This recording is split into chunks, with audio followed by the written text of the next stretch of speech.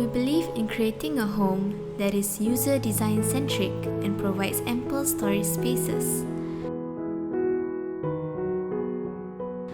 Most homeowners tend to have much stuff out in the open, which as a result creates visual clutter.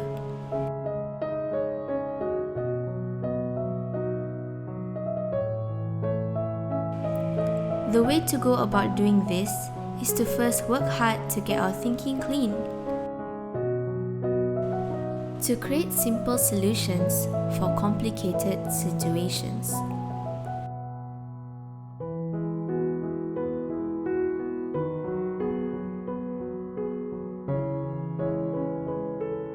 In our design thinking process, we think of ways to attract the user to engage with each space more often.